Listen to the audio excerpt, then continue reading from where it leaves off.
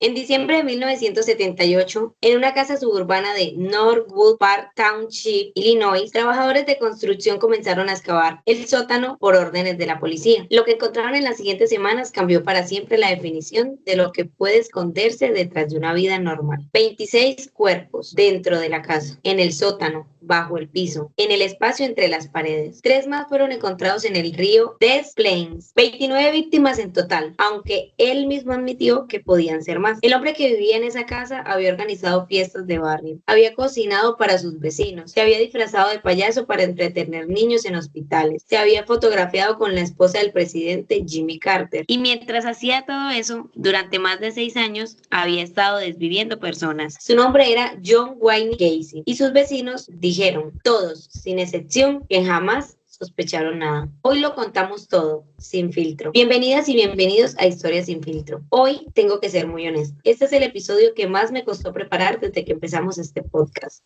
No porque la historia sea difícil de encontrar. Está documentada en miles de páginas de expedientes judiciales, en confesiones grabadas, en testimonios de sobrevivientes. Me costó porque mientras más leía, más me preguntaba cómo.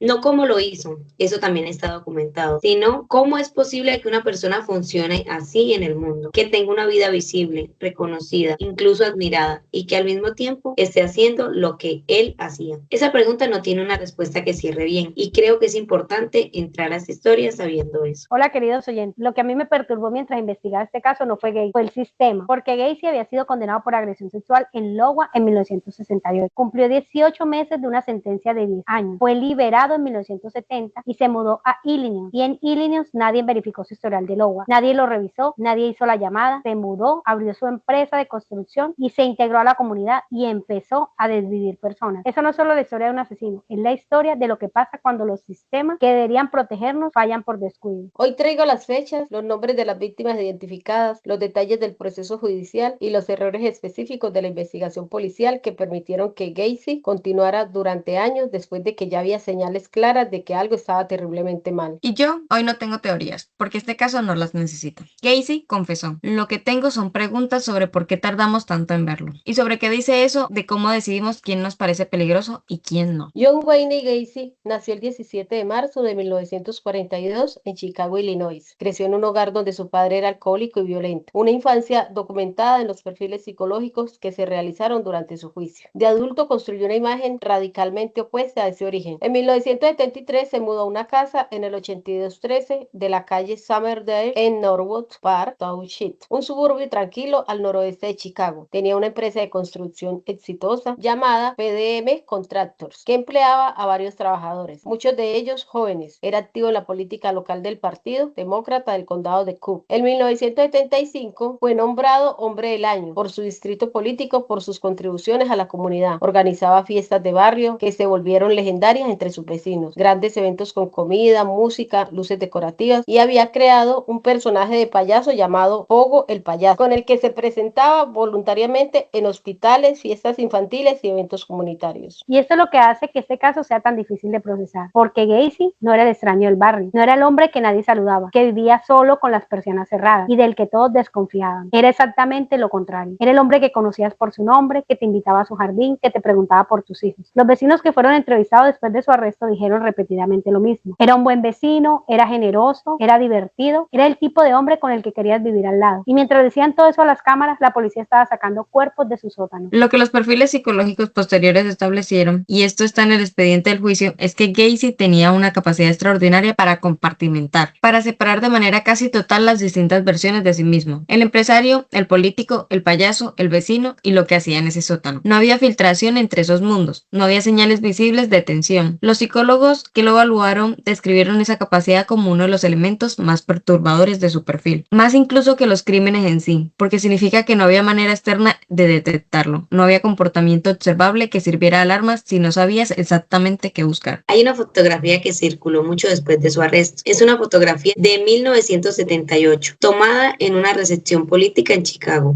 En esa foto aparece Gacy sonriendo, con traje, junto a Rosalind Carter, la esposa del presidente Jimmy Carter. La foto fue tomada el 6 de mayo de 1978. Para esa fecha, según la investigación posterior, Gacy ya había matado al menos a 20 personas. Estaba en una recepción política, siendo fotografiado con la primera dama de Estados Unidos, y ya había matado a 20 personas. Esa foto existe, es real, y cada vez que la veo entiendo por qué este caso cambia la manera en que la gente piensa sobre lo que puede estar pasando detrás de una sonrisa. El primer asesinato documentado ocurrió el 2 de enero de 1972. La víctima fue Timothy McCoy, de 15 años, un joven de Michigan que estaba de paso por Chicago. Gacy lo invitó a su casa, según las confesiones de Gacy. McCoy entró a su habitación con un cuchillo, lo que Gacy interpretó como una amenaza y respondió con violencia. Los investigadores nunca pudieron establecer con certeza si esa versión inicial era verdad o una justificación fabricada. Lo que sí está documentado es que Gacy enterró el cuerpo de McCoy en el espacio de tierra bajo su sótano y que después describió ese momento como la primera vez en su vida que había experimentado una sensación de control absoluto. Esa descripción está en sus propias palabras, grabada durante los interrogatorios de 1978. Las víctimas de Gacy tenían un perfil consistente. Eran hombres jóvenes, la mayoría entre 14 y 21 años. Muchos de ellos en situación de vulnerabilidad económica. Trabajadores temporales, jóvenes que estaban buscando empleo o que ya trabajaban para su empresa de construcción. Gacy los contactaba ofreciéndoles trabajo, dinero o simplemente los invitaba a su casa con algún pretexto. Varios sobrevivientes, hombres que lograron salir de esa casa con vida, declararon después que Gacy usaba un truco consistente. Les mostraba lo que llamaba el truco de las esposas, que supuestamente era un número de magia. Les ponía a las esposas diciéndoles que el truco era escapar de ellas. Una vez que las esposas estaban puestas, el truco terminaba. Los sobrevivientes que pudieron salir lo hicieron porque Gacy calculó mal, porque alguien llegó inesperadamente o porque razones que él mismo nunca explicó coherentemente, decidió dejarlos ir. Entre 1972 y 1978, Gacy mató al menos 33 personas. Digo al menos porque él mismo dijo en varios momentos que no recordaba con exactitud el número total, que había ocasiones en que no podía distinguir claramente sus recuerdos de unos hechos de otros. Las víctimas identificadas tienen nombres. Quiero decirlos porque este episodio habla de ellos y merecen ser más que un número. Timothy McCoy, 15 años. John Butkovich, 18 años. Darrell Sansom, 18 años. Randall Refet, 15 años. Samuel Stapleton, 14 años. Michael Bonin, 17 años. William Carroll, 16 años. Ring Johnston, 17 años. Esos son solo los primeros 8. Hay 28 nombres más en ese expediente. Y hay víctimas que nunca fueron identificadas. Cuerpos encontrados en su sótano para las que no existe un nombre ni una familia que los haya reclamado. Quiero detenerme en este último dato porque creo que es uno de los más devastadores de todo el caso. Cuando la policía excavó la propiedad de Gacy en diciembre de 1978 y los meses siguientes, encontraron 26 cuerpos en la casa y 3 en el río. De esos 29, 8 no pudieron ser identificados con la tecnología disponible en ese momento. Sus restos fueron conservados y en 2011 el sheriff del condado de Cook lanzó una nueva iniciativa usando tecnología de ADN moderna para intentar identificarlos. Entre el 2011 y el 2023 lograron identificar a 4 de esos 8 cuerpos. Todavía hay 4 víctimas de John Wayne que no tienen nombre oficial. 4 familias en algún lugar que nunca supieron qué pasó con alguien a quien querían. El arresto de Gacy el 21 de diciembre de 1978 no fue el resultado de una investigación brillante ni de un avance tecnológico. Fue el resultado de la desaparición de un chico de 15 años llamado Robert Pitts el 11 de diciembre de 1978 en Des Plaines, Illinois. Robert había ido a una farmacia a buscar trabajo y le dijeron que había un contratista ahí que estaba reclutando. Ese contratista era Gacy. Robert llamó a su madre desde la farmacia diciéndole que iba a hablar con el contratista y que volvía enseguida. Nunca volvió. Su madre fue a la farmacia, preguntó quién era el contratista, le dieron el nombre de Gacy y la policía de Des Plaines fue a hablar con él esa misma noche. Y aquí viene la parte que me resulta más difícil de escuchar de todo este caso. ¿Por qué la policía fue a la casa de Gacy el 11 de diciembre de 1978? Hablaron con él. Él era encantador, colaborador, dijo que no sabía nada de ningún chico. La policía se fue. Regresaron el 13 de diciembre con una orden de registro para buscar material relacionado con drogas, porque habían encontrado un registro anterior de Gacy por posesión. Revisaron la casa y uno de los detectives, Lawrence Finder, notó un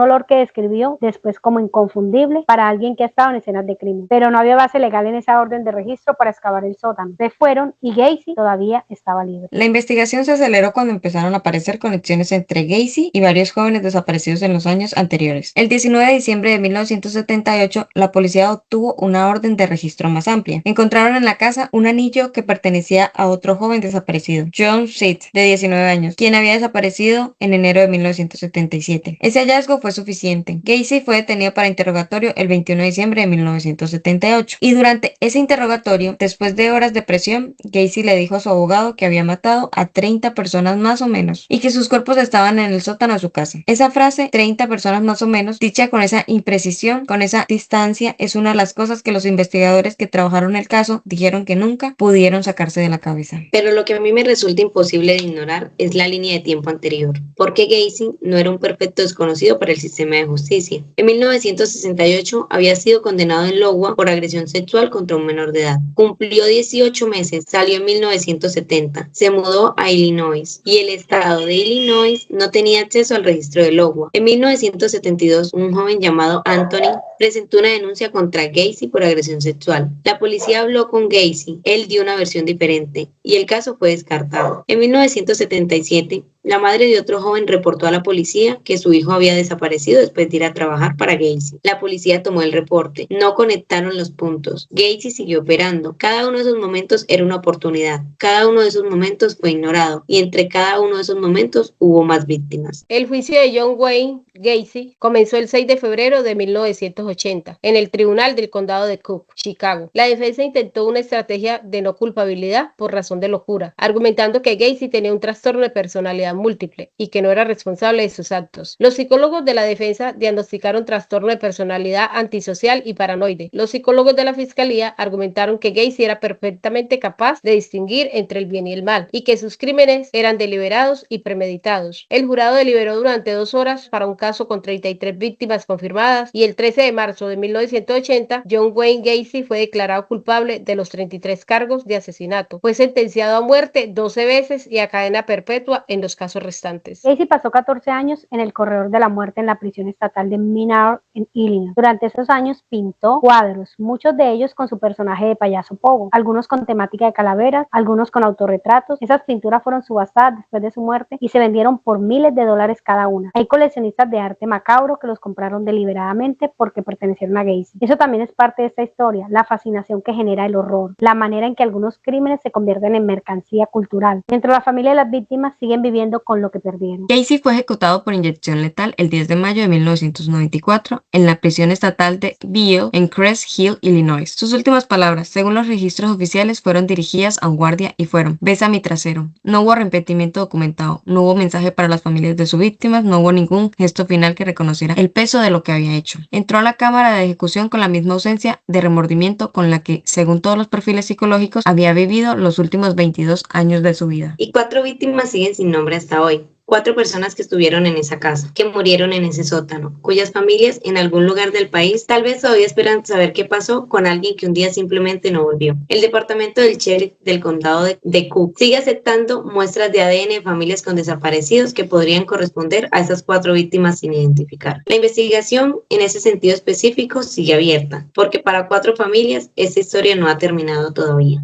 John Wayne Gacy, nacido el 17 de marzo de 1942, arrestado el 21 de diciembre de 1978, 33 víctimas confirmadas, ejecutado el 10 de mayo de 1994, 4 víctimas sin identificar hasta hoy. Este caso no cierra con comodidad, no cierra con justicia completa, cierra con 4 nombres que todavía faltan, y eso es lo que hoy nos llevamos. Esto fue Historias sin filtro. Si este episodio te gustó, no olvides compartirlo, comentarlo, darle me gusta y suscribirte para seguir escuchando más historias impactantes como esta. Hasta un próximo episodio.